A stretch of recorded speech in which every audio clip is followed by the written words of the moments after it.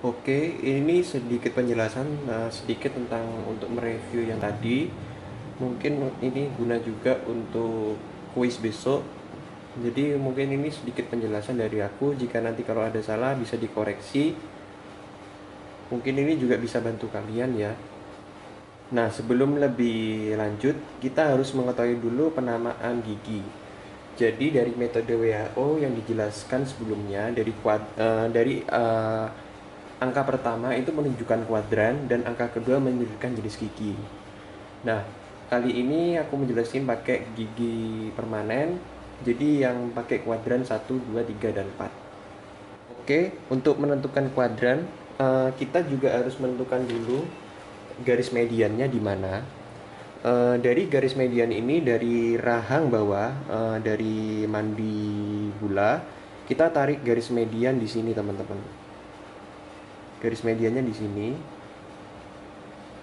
Ya, jadi ini membagi antara gigi regio kanan dan juga gigi regio kiri. Begitu juga pada sebaliknya, pada rahang maksila di sini juga kita juga membagi mediannya di sini.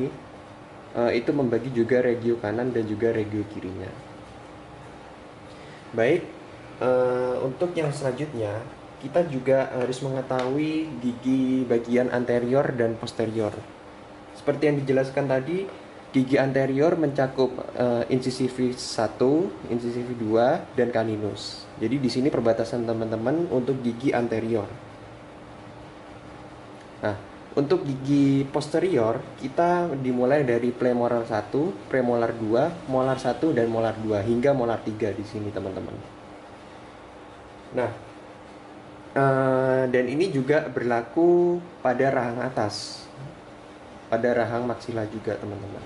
Oke, jadi kita langsung aja dari identifikasi giginya.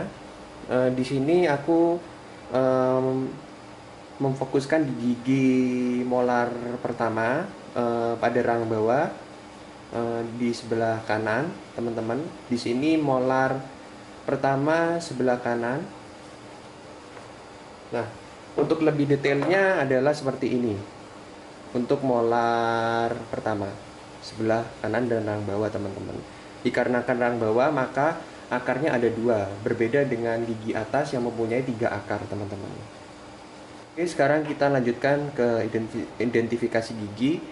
Di sini kita mengetahui bahwa di daerah ini pasti berhadapan dengan daerah pipi ya, teman-teman. Dan juga kita juga mengetahui di sini pasti rahang bawah. Artinya gigi tersebut yang sebelah sini menghadap ke lingual atau lidah.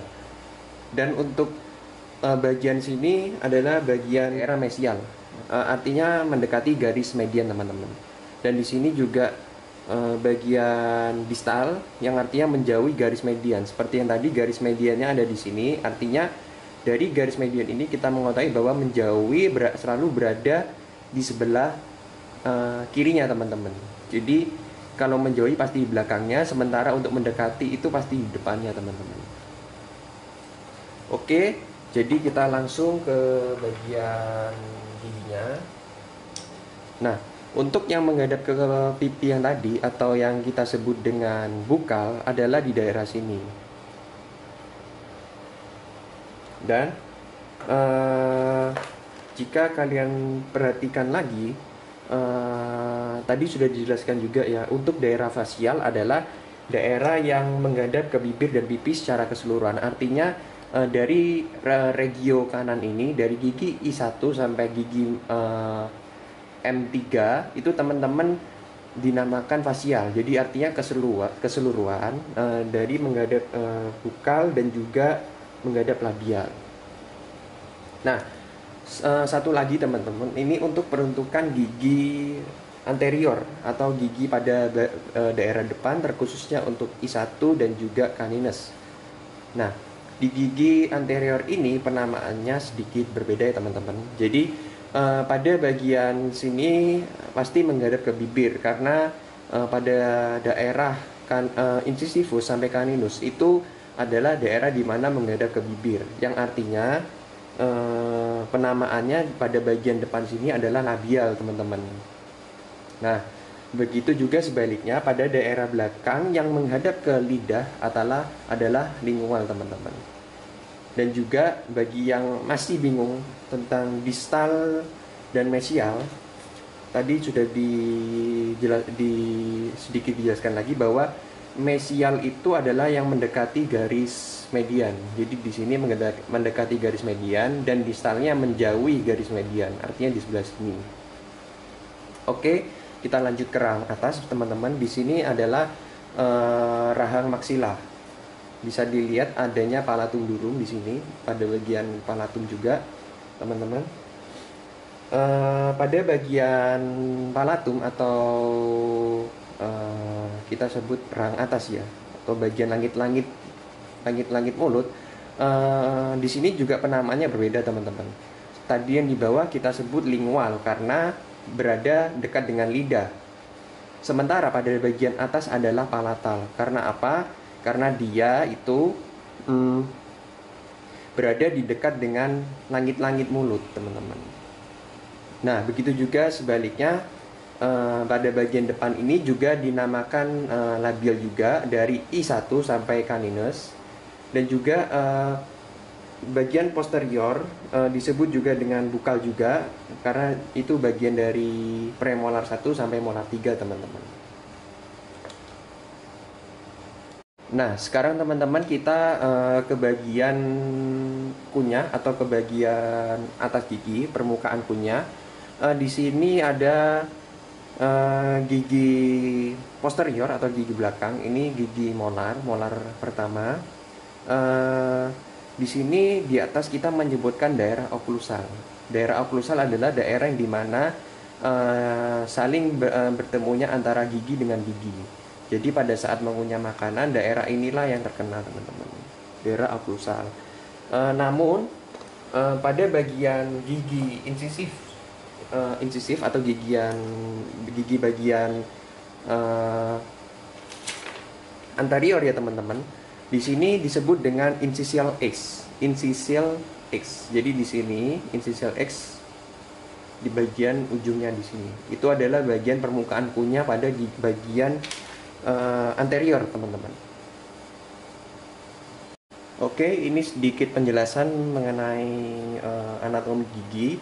Di sini tadi dijelaskan sedikit, ini adalah bagian crown atau mahkota yang pada bagian mahkota ini di bagian luarnya adalah enamel, teman-teman. Jadi setelah enamel pada bagian akar gigi, kita sebut bagian luarnya adalah cementum, teman-teman. Dan perbatasan antara mahkota dengan akar gigi adalah cervical line, dan ini terlihat garisnya cervical line di sini.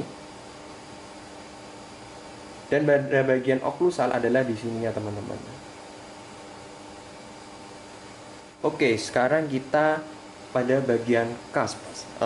Cusp ini adalah bagian tonjolan atau gundukan ya pada daerah gigi, yang dimana ini membentuk suatu gigi seperti tonjolan turunan, teman-teman. Jadi di sini bisa dilihat. Nah, pada bagian cusp ini, pada bagian gigi molar 1 bawah ini memiliki 5 cusp ya. Jadi di sini teman-teman ada 1, 2, 3, 4, dan 5.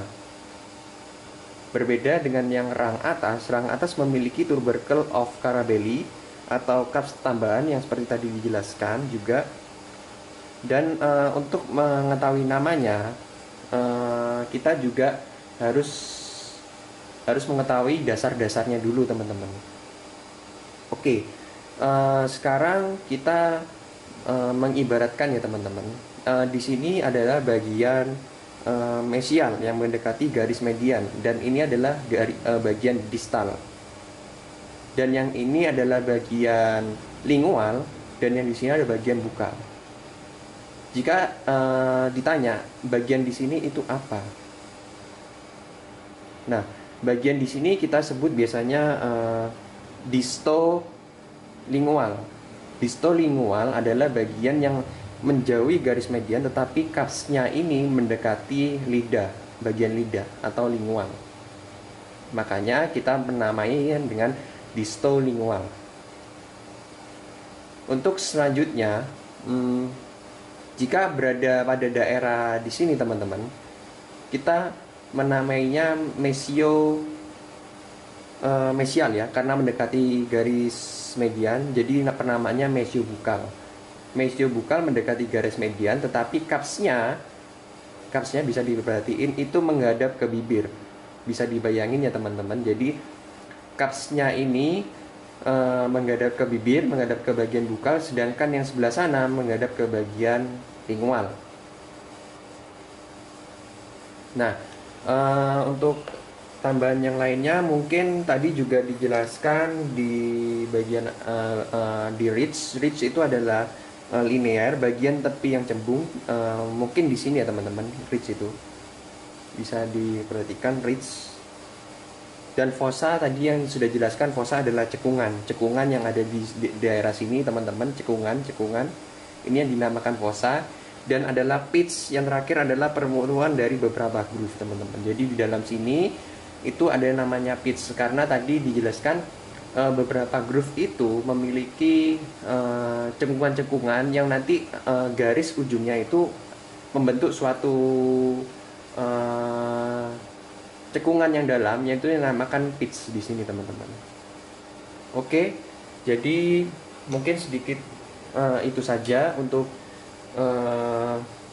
perkenalan identifikasi gigi. Untuk yang belum paham bisa memperhatikan video ini. Terima kasih teman-teman. Mungkin kalau ada yang salah bisa dikoreksi lagi. Oke, terima kasih.